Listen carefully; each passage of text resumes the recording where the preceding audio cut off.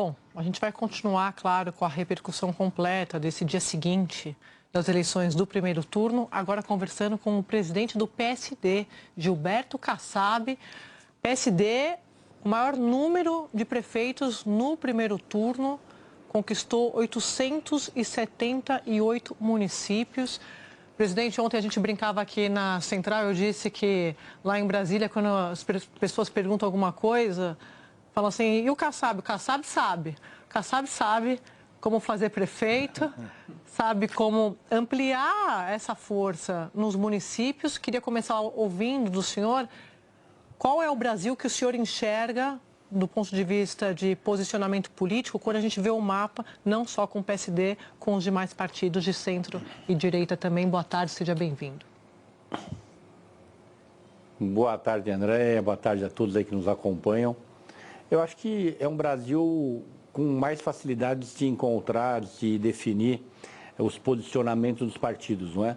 Fica bem claro a dimensão da direita, a dimensão do centro, a dimensão da esquerda, o que pode nos permitir ver um norte para o Brasil nas próximas eleições, nos próximos anos. A esquerda com um peso bastante menor em relação ao centro e em relação à direita. O centro, se você falar em termos de votos, PSD, MDB, União Brasil, o centro teve 40 milhões de votos e a direita aproximadamente 30 milhões de votos. PL, republicanos e Partido Popular. O que mostra que efetivamente 70 milhões de votos estavam no centro ou na direita. O que é uma sinalização importante, não é? Para quem faz análise política. Presidente, Ana Flor aqui, tudo bem? Boa tarde, parabéns pelo resultado do seu partido. Queria lhe perguntar como é que fica a relação do PSD e desse centro com o governo. Obviamente, o governo, que é uma frente ampla, mas de esquerda, vai precisar cada vez mais do centro para se contrapor a esse avanço da direita. Como é que o senhor vê essa costura já olhando para 2026, se é que a gente pode olhar em 2026? Eu sei que o senhor fala que vereador e prefeito não faz presidente da República, mas população administrada faz. Ana Flor, volto a dizer, a eleição e as discussões, elas aconteceram no município, com os problemas municipais. Ela não foi nacionalizada, portanto, o que existe é uma sinalização de que os partidos de centro e de direita estão mais bem estruturados, estão com melhores quadros, se posicionaram melhor nessas eleições. Por isso que eu usei a palavra sinalização. Sinaliza que para as próximas eleições, o centro e a direita estão mais bem organizados. Eles têm um maior número de vereadores, de prefeitos, um maior número de votos, não é? E isso mostra que a esquerda é uma, o Lula é outro. O presidente Lula continua com a sua dimensão, a sua aprovação. Ela caiu, mas ela é ainda expressiva, se eu não me engano, passa dos 35%. E o PT precisa do Lula. Então, sem o Lula na eleição presidencial, o PT terá muita dificuldade e o centro e a direita vão ter uma tendência aí de estar num caminho diferente, não é? O candidato ainda é muito cedo para definir. Presidente, o Otávio, acho que a Ana Flor quer fazer, ficou com uma dúvida. Fala, Ana Flor. Só porque o senhor falou que o centro e a direita vão fazer um caminho conjunto, o senhor já está antevendo isso para 2022? Não, 26. O centro... 26, não, desculpa. Não, Otávio. O centro, eu disse que o eleitor, ele está sinalizando que ele prefere o caminho do centro, prefere o caminho da direita. Isso ficou muito claro, não é? 70 milhões de votos foram direcionados para o centro ou para a direita em relação a esses 6 partidos.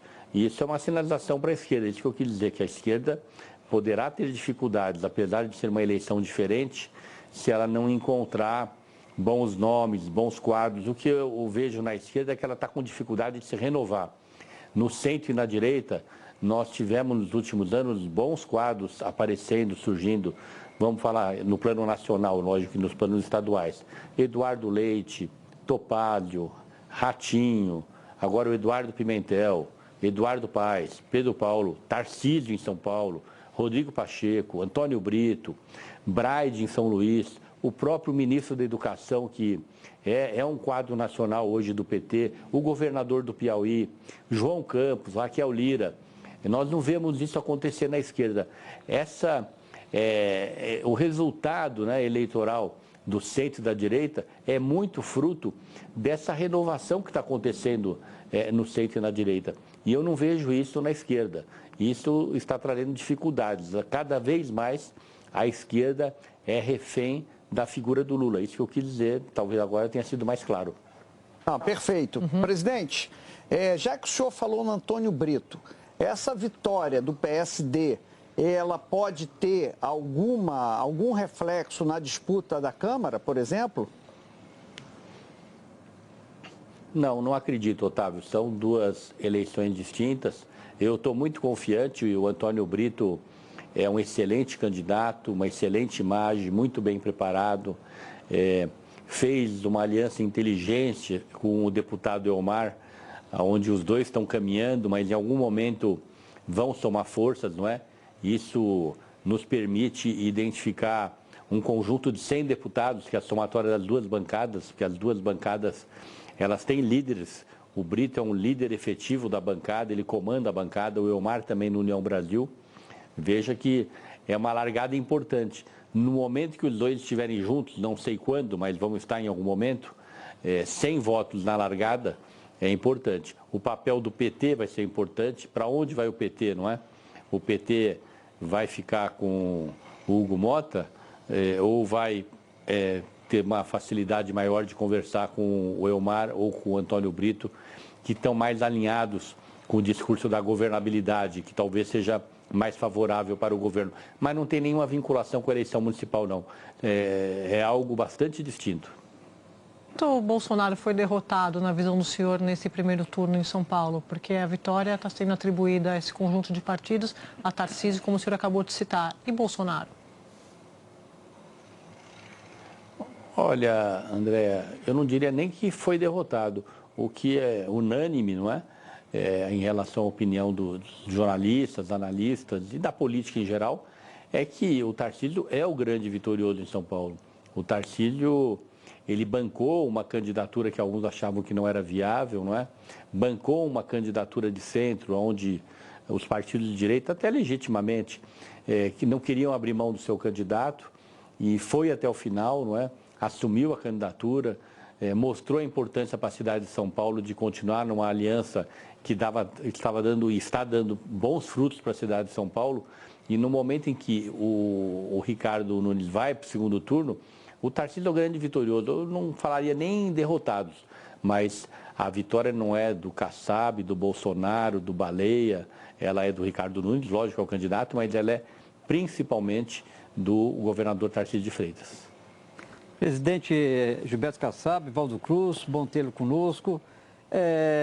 Presidente, falar um pouco de Belo Horizonte, minha terra, né? O Fuad Noman acabou indo para o segundo turno ali atrás de Bruno Engler, que mostrou força ali na arrancada final. O que o senhor pretende fazer ali em Belo Horizonte para garantir a reeleição de Fuad Noman, sabendo que Bolsonaro chegou forte e que Mauro Tramonte pode ter os seus votos direcionados para Bruno Engler? Olha, Valdo, o segundo turno, ele é diferente do primeiro. O segundo turno é o candidato que aparece, não a campanha, né? Primeiro turno tem campanha, a campanha é muito importante. A campanha leva o nome para todas as ruas, todos os bairros, apresenta o candidato. A campanha dá o tempo de televisão para o candidato, que pode ser maior do que o adversário. No segundo turno, as armas são iguais e o que prevalece é o candidato. O candidato que faz uma ou duas visitas por dia, no máximo, o candidato que dá muitas entrevistas, o candidato que participa de alguns debates.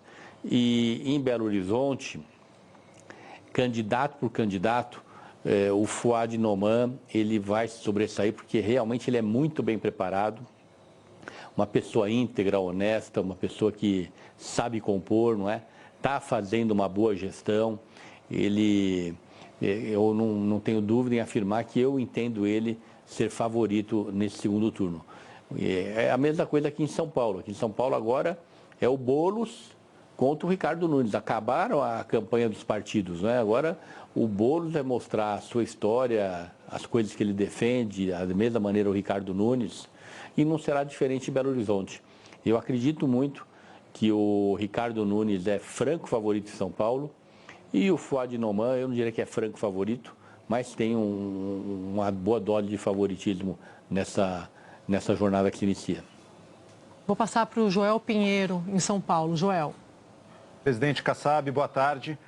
O senhor nos relatou aqui esse resultado das eleições municipais, como realmente a presença da esquerda aí nos municípios está bastante diminuída, se comparada ao centro e à direita. O senhor apresentou a leitura de que isso tem muito a ver, e imagino que tenha mesmo, com certas escolhas partidárias, com organização, com a incapacidade de colocar novas lideranças. Mas eu pergunto também, será que não tem um outro lado dessa história, um lado de uma mudança cultural no Brasil, talvez, ou ideológica, da própria população, nos seus valores e nas suas escolhas? Queria ouvir da leitura do senhor. Sem dúvida, em especial quando você compara a votação da direita com a votação da esquerda. A votação da direita tem, isso aí está disponibilizado e depois posso também encaminhar para vocês, ela é bastante superior à votação da esquerda. E aí nós temos um embate ideológico, não é?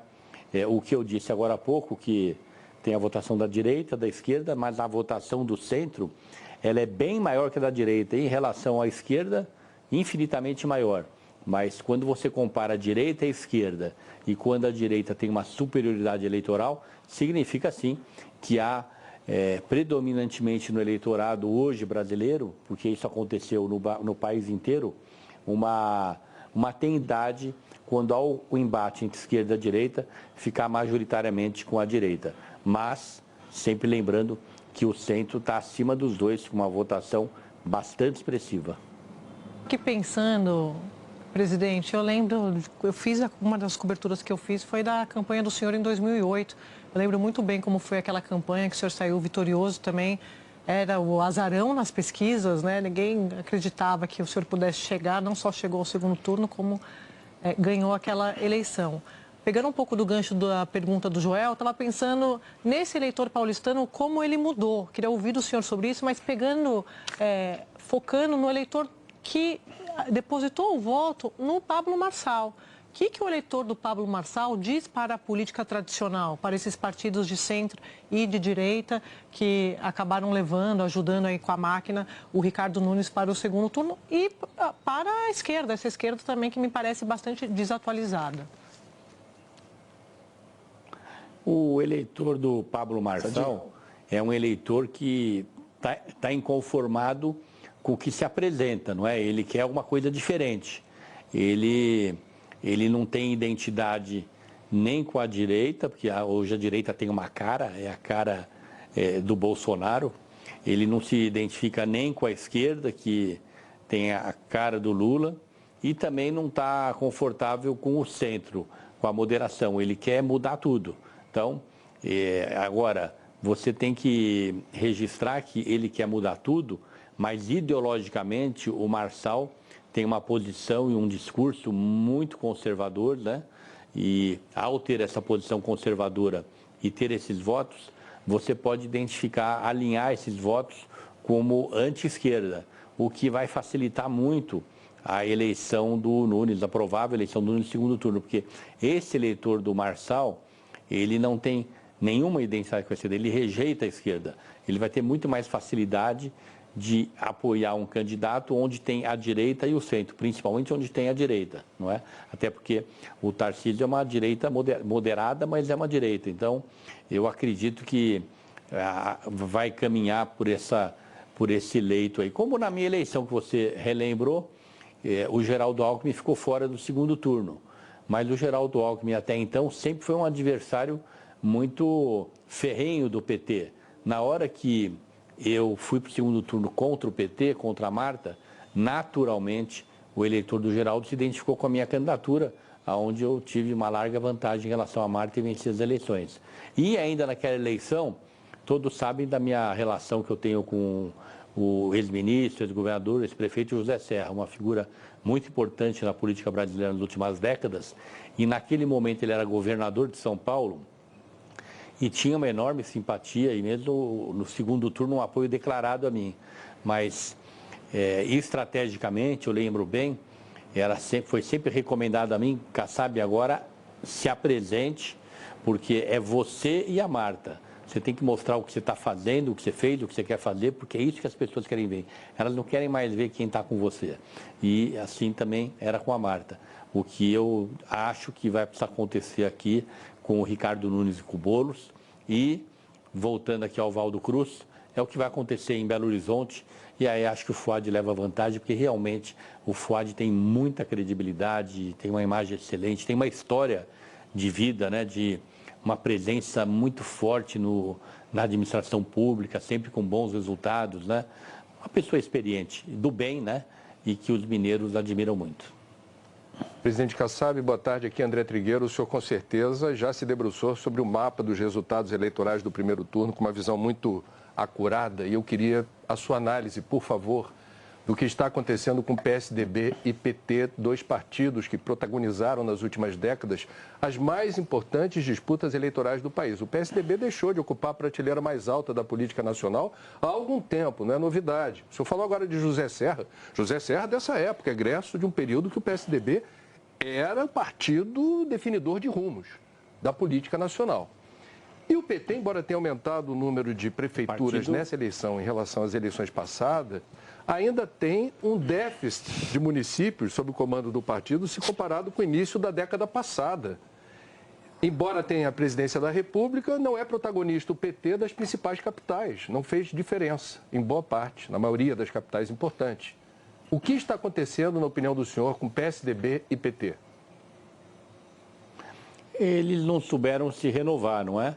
O PSDB, ele hoje vive das saudades, né, de grandes quadros da vida pública brasileira, Montoro, Mário Covas, o próprio Fernando Henrique, que está vivo, mas se afastou da vida pública, José Serra, não é? Não soube se renovar. E o PT da mesma maneira. Eu não vejo o PT morto, eu vejo o PT enfraquecido. Vejo o PSDB, infelizmente, bem mais frágil que o PT, porque o PSDB continua em queda, acentuada. O PT, você tem toda a razão, hoje tem uma posição muito frágil, mas comparado com a eleição municipal de 4 anos atrás, ele tem uma posição ascendente e tem o presidente da República, isso não pode ser desprezado, mas é uma posição frágil, os números mostram isso. Se você pegar aí a tabelinha de número de votos do PT para prefeito em 2020 e número de votos do PT hoje, cresceu razoavelmente bem, mas ainda é muito pouco, não é? Um partido ainda numa posição muito delicada, como eu disse agora há pouco, refém do presidente Lula. Presidente, é o Otávio de novo. A entrevista é bom porque dá para a gente varrer. E voltando o PSDB, né? Realmente, infelizmente, e com dificuldade de se recompor. Presidente, é o Otávio Guedes aqui de novo. Entrevista é bom para a gente varrer o que é fato e o que é versão. Então, vou falar aqui de fatos e versões que envolvem o senhor. Primeiro disse assim, olha, o Bolsonaro não gosta do Kassab. Relembrando a Cristiana Lobo. Isso, exatamente, em homenagem. Olha, o Bolsonaro não gosta do Kassab. E é fato que o senhor virou alvo ali da extrema-direita, do PL. Muita gente na internet, inclusive hoje, se não me engano, Ricardo Salles retuitou, dizendo que o alvo a ser abatido é o Kassab e que diante ali dessa vitória que o partido do senhor teve, tem que aumentar sal grosso e arruda ali naquele jarro que tem ali. Recomendo ao senhor. E o senhor vai virar alvo. E isso tudo é porque o senhor não gostaria de ver o Tarcísio candidato em 2026 para vir como vice do Tarcísio. Depois o Tarcísio viria 4 anos depois e o senhor assumiria o governo do Estado. Então, em homenagem a Cris Lobo, fato ou versão? Valendo. Bom, então vamos aos fatos. Eu já fui candidato a tudo, Otávio. Não, vamos começar. Eu fui candidato a tudo e venci. Vereador na cidade de São Paulo, deputado estadual, 2 vezes deputado federal, prefeito da cidade de São Paulo. Posso disputar a eleição ainda na minha vida, mas não posso lhe afirmar que eu não sou candidato a nada, porque os projetos eles são frutos de circunstâncias. Então é um grande equívoco quando as pessoas falam que eu sou candidato a governador, que eu sou candidato a vice-governador. Eu não sou candidato a nada. Agora você pergunta, poderá ser? Eu nunca fugi de eleição, como disse agora há pouco. Mas eu posso lhe afirmar que o meu projeto é Tarcísio de Freitas. Quando a gente escolhe uma pessoa para nos liderar, nós nos encaixamos naquilo que for definido pelo líder. Então, o PSD tem a sua dimensão. Eu acho que eu tenho o meu valor, a minha história. Eu tenho plena compreensão do que significa a minha presença junto ao governador Tarcísio, mas a minha pretensão única e exclusivamente hoje é ajudá-lo. Se em algum momento ele entender que para ajudá-lo eu preciso disputar uma eleição, eu vou disputar. Caso contrário, eu não vou disputar. Quanto ao presidente Bolsonaro, ao Valdemar Costa Neto, terem algum problema comigo, eu acho que está muito mais no campo político, no campo da disputa, não é? E aí a diferença do Tarcísio. Eu acho que tanto o Valdemar quanto o presidente Bolsonaro, ele precisava entender que o centro é importante no país, que o centro tem uma dimensão cada vez maior. Eu vou deixar os números aí com vocês, vou voltar a falar. Esses 3 partidos, que é a direita no Brasil, o Bolsonaro é direita, então PL é direita. Ciro Nogueira é direita, foi chefe da Casa Civil do Bolsonaro, então PP é direita. Republicanos é o partido do governador Tarcísio, que é direita, então republicano é direita. A direita no Brasil, são esses 3 partidos, ela teve 30 milhões de votos. O PSD não é direita, então é centro. O MDB não é direita, então é centro. E o União Brasil não é direita, então é centro. Apesar do Caiado ter uma posição bastante conservadora, mas a gente vê, e eu conheço bem a União Brasil, os quadros, as suas posições em todos os estados, mas é centro. Esses 3 partidos tiveram 40 milhões de votos. Então, aí acertou o Tarcísio, porque o Tarcísio integra essa direita, é um dos mais importantes líderes junto com o Bolsonaro dessa direita, desses 3 partidos. Isso é público, é inegável, mas tem uma excelente relação com o centro. Veja a relação que ele tem com o PSD, através do seu presidente e outros líderes do partido. Veja a relação que ele tem com o MDB. O MDB está apaixonado pelo Tarcísio, o que ele está fazendo pelo Ricardo Nunes, o que fez nas prefeituras aqui do interior. E não é diferente com o União Brasil, que participa do seu governo. Então, o que eu tenho dito sempre é que eu respeito todas as posições que têm os líderes políticos, não é? Tanto o Valdemar quanto o presidente Bolsonaro talvez não esteja entendendo, como o governador Tarcísio entendeu, a importância do diálogo, né? Do diálogo e de entender que quem é centro não é direita, não é? Mas É evidente que quem é centro tem mais facilidade de conversar com a esquerda. Isso é normal. Faz parte da democracia, né? Qualquer democracia do mundo, você tem o centro, a direita e a esquerda. Mas, presidente... Mas eu acredito que os resultados, pois não. Mas só para não perder a frase do senhor, o senhor falou assim, meu projeto é Tarcísio. O projeto do senhor é Tarcísio 26 para o governo de São Paulo e Lula em 26 para a presidência da República, a reeleição? Não, o meu projeto é Tarcísio, sendo Tarcísio, eu vou estar alinhado com um projeto que seja compatível com o projeto do Tarcísio, seja ele governador ou presidente. Você falava, então, o que o PSD vai fazer no plano nacional? Por isso que o PSD está crescendo, o PSD não tem dono. Todos esses líderes vejam a importância. Imagina o Rodrigo Pacheco não ser consultado sobre uma decisão do partido. O Eduardo Paes, o Ratinho, o Topázio, não é? Então, o PSD, no momento certo, vai iniciar suas consultas para ver o que fazer no plano nacional. Mas o que eu posso dizer é que eu, pessoalmente, sempre defenderei acompanhar o governador Tarcísio. Agora, pergunta a minha opinião pessoal. O que ele fizer, se ele for candidato a presidente, eu vou defender que o PSD o acompanhe. Eu não sou dono do partido. O PSD pode não querer me acompanhar. Nós estamos, afinal de contas, uma democracia partidária. Com esses líderes que tem no partido, nenhum deles aceitaria integrar um partido que tem dono. Não tem dono o partido. O partido tem um líder, um presidente que procura comandar, liderar, mas não mandar. Em relação ao que eu penso para o projeto do Tarcísio, eu não escondo de ninguém. Ele é jovem, ele está fazendo um grande trabalho, ele tem tudo para se reeleger governador de São Paulo e tem tudo para reeleito governador de São Paulo, participar de um projeto presidencial em 2030.